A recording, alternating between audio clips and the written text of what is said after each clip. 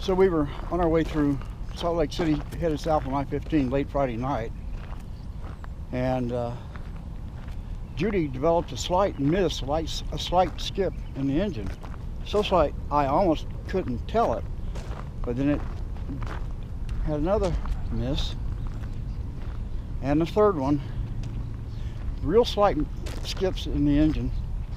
You're well better pull off and see what's going on.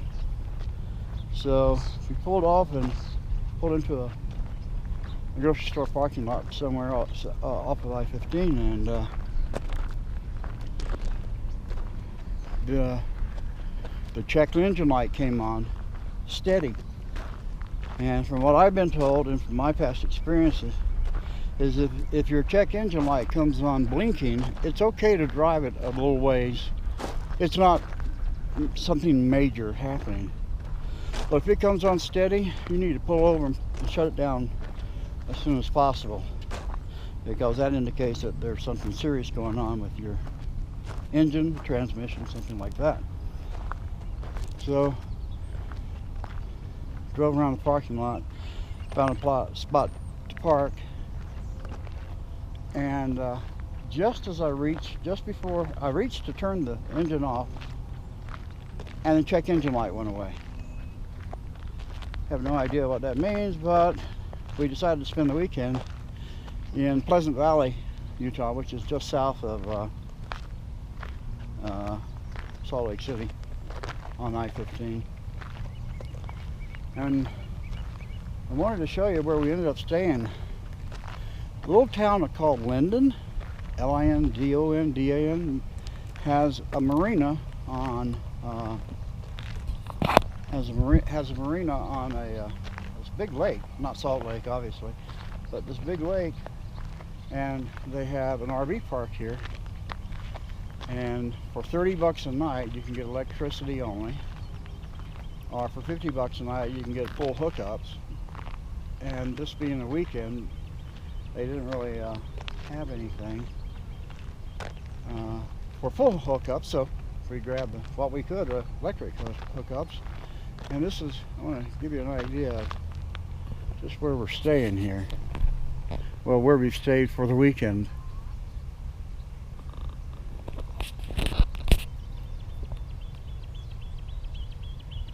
I tell you, we could have picked worse spots to stay, I'm telling you.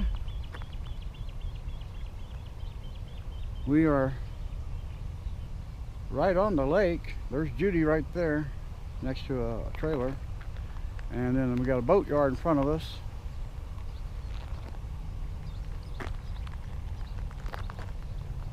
Well, that's the pond. I guess they call that the pond. And this is the lake here. Well, so we're on the pond next to the lake. Fishing, if you got a fishing license. I have seen them jump. There's another one that just jumped right over there. And I'm telling you, they're coming to the surface. You can see them coming to the surface right now, looking for breakfast. And I saw a big catfish guy pulled out of here. Big enough for me to take home to mama. I'm telling you, catfish and hush puppies, sign me up. So now we're going to go see if we've still got a tire issue, this time on the left side. Sounds like it's still got a bubble or out around tire or something like that on the left hand side. Going to get that checked out. Fish just came to the surface right there. And we're going to see maybe what's going on with Judy. So I ran scan for trouble code, scan for any trouble codes on Judy. Judy's an OBD1, and back in the OBD1 days, every car manufacturer had their own OBD1 system. Ford had its own, and it wouldn't read. You couldn't read with that one with Chevys and Dodges, Chrysler. So, but this being a Ford OBD1, it took me forever to find the OBD1 connection. And shout goes out to John, Alma's husband, up in Great Falls, Montana. He finally found it, and it's not where all the manuals say it is. I'll do a video on that later on one of these days. The trouble code scan shows I've got a trouble code 172, which means it's running lean. Still has the old code for the rear ABS, which has been fixed, but I haven't cleared the system yet.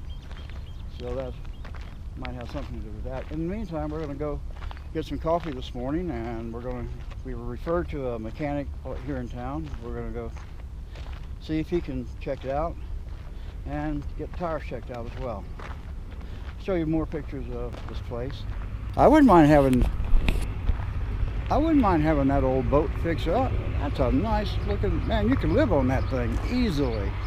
I wanted to give you a better idea of where we stayed over the weekend here at Linden Marina in Utah, just south of Salt Lake City. And of course the sun's in your eyes coming from this direction, but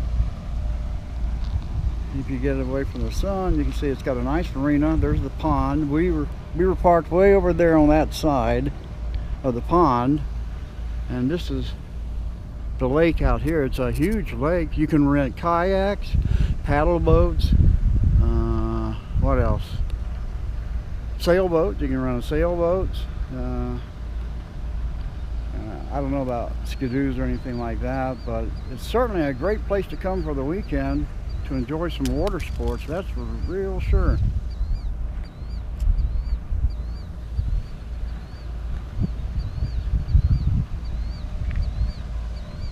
There's Judy. We're going to go take her to a doctor and see if he can figure out what's wrong, if anything is wrong with her.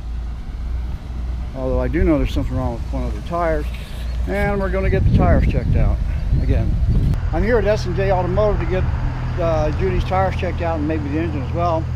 And I happened to see what's in front here. And if you're an old car lover like I am, you're going to appreciate this magnificent 1964 Thunderbird with red interior. And guess what, people? It is for sale. Are you ready?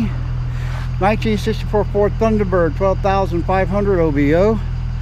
Only 95,000 original miles, and it does have the 390 in it. That's what you're going to want, people, if you want a T-Bird looking like this. That is a beautiful machine. So there's the number. If you're interested in calling about it, it is for sale.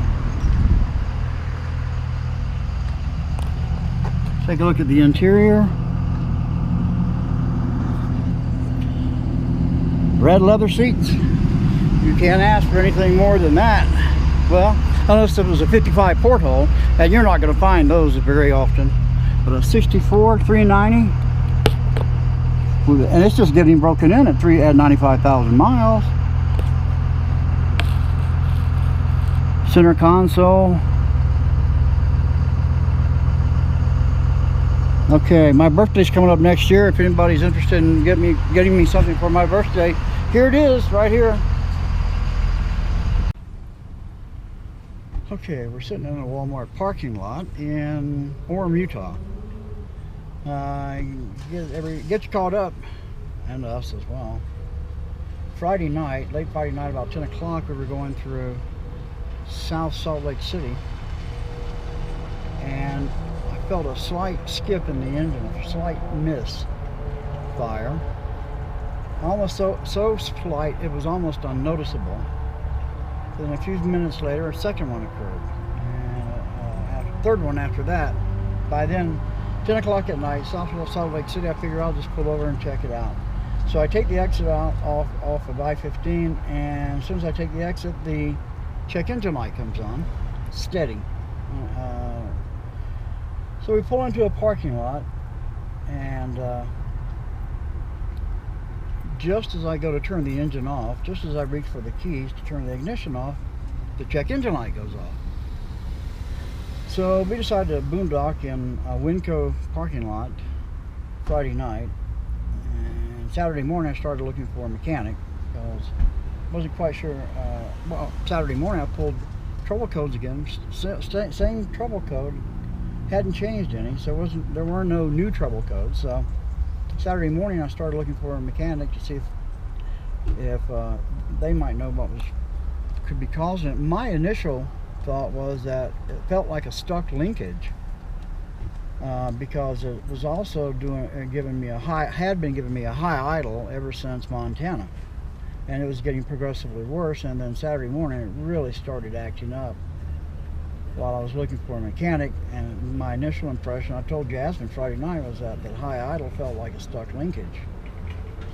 And so we found a place, but they didn't do this type of work, and they referred me to a place in Pleasant Grove, Utah, called S&J Automotive Repair. And they were, of course, they were closed Saturday, so Monday, had to wait until Monday to see them. So we spent a couple of nights in a campground you'll see about in another video, marina campground on the lake. And so Monday morning we go down to S&J Automotive. Scotty's the owner. Scotty apparently is a Ford specialist, and he said yeah, he could work on it, but it wouldn't be until Thursday. So I didn't want to take a chance on driving it any further with the check engine light on it, going on and off. The high idle had gotten to the point every time I came to a stoplight and had to stop, I had to throw it in neutral and blip the gas pedal. It was just that bad. Hadn't made any more skips between Friday night and Monday morning, but there was that also that had happened. So we decided to hang around until Thursday, and Thursday morning I brought it back into Scotty, and he determined that, like I initially had thought, that if it was acting like the gas pedal wouldn't retract back to its initial position, in gear, in neutral, or otherwise, or in park. So he cleaned it all off with good carb cleaner and everything, and ran a carb cleaner through the injectors and through the vacuum lines, cleaned everything up that might have carbon on it, and it seemed to be working okay. And what else did he do to it? Yeah, I asked him to check the filter, since he had to pull the assembly off to clean everything up, and sure enough, that filter, it must have had a dozen bees in it, dead bees. And yeah, it was pretty dirty, so changed the filter on it. I also had him look at the belts, and sure enough, one of the belts was cracked so bad that so I just said go ahead and replace both of them. So he's done that. And he also noticed that the cruise control wasn't working. I had thought that it was because of the rear ABS code. Manuals told me that the cruise control wouldn't work until you had cleared the code. So I hadn't bothered to clear the code yet, and I didn't have cruise control. But come to find out, the cruise control line had actually just popped off of the throttle linkage. So he put that back on and changed the belts, replaced the air filter, cleaned everything up, and it was under $200. So, and after that, running fine, running like a top. So we're in a Walmart parking lot. That brings us up to Friday morning. We spent the night again in Pleasant Grove in a motel for a change. And so that we'd be fresh and bright-eyed this morning. We are now headed to Las Vegas. Vegas, here we come. Got anything to add to that, sweetheart? Put you on the spot, didn't I? Okay, we're off.